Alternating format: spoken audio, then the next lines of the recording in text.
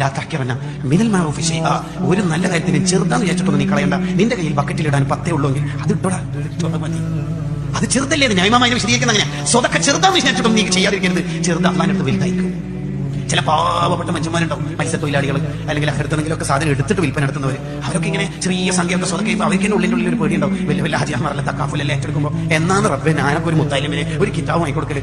എൻ്റെ കയ്യിലുള്ള മൂപ്പർ ഇങ്ങനെ എല്ലാ ഡ്രസ്സ് ഇങ്ങനെ എടുത്ത് നോക്കുമ്പോൾ മത്സ്യം മണക്കുന്ന മത്സ്യത്തിന്റെ മണമുള്ള ഒരു 10 രൂപയുള്ളത് അത് ബക്കറ്റിലിടുമ്പോൾ അയാൾ ചിന്തിക്കണം, ഇതെല്ലാം സ്വീകരിക്കുമല്ലോ, അത് മതി, അയാൾക്ക് സ്വർഗത്ത് പോകാൻ അതും മതി. നമ്മളതല്ലേ അള്ളാഹ്ക്ക് എന്തൊരു സ്നേഹം ഈ മനസ്സറിട്ട് നന്മയോ. ഇയാളെന്നെ ചിലപ്പോൾ ഇങ്ങനെ വരക്കും. ഈ മദ്രസയിൽ പഠിപ്പിച്ച് കിട്ടുന്ന സാലറി അല്ലെങ്കിൽ ചെറിയ ഓട്ടോറിക്ഷ അല്ലെങ്കിൽ ഓട്ടോയിൽ ഒടിച്ച് കിട്ടുന്ന ഇത് എന്റെ കൈക്ക് താൻ വെട്ടി ഭാര്യ പ്രസവം 3 ഓപ്പറേഷനാണ്. എപ്പാതെ എന്തായാലും ജീവിതം പച്ചു പിടിക്കും. ഒന്നെന്നെ രക്ഷപ്പെട്ടു. എങ്ങനെയും മോന്റെ ദുആ സ്വീകരിക്കണം. എന്ത് പറഞ്ഞിട്ട് അള്ളാഹു തട്ടും. എന്തൊരു കന്യാന്നറിയാം അള്ളാഹു ഇങ്ങനത്തെ ദുആ കേൾക്കുമ്പോൾ എന്തൊരു സ്നേഹമായി.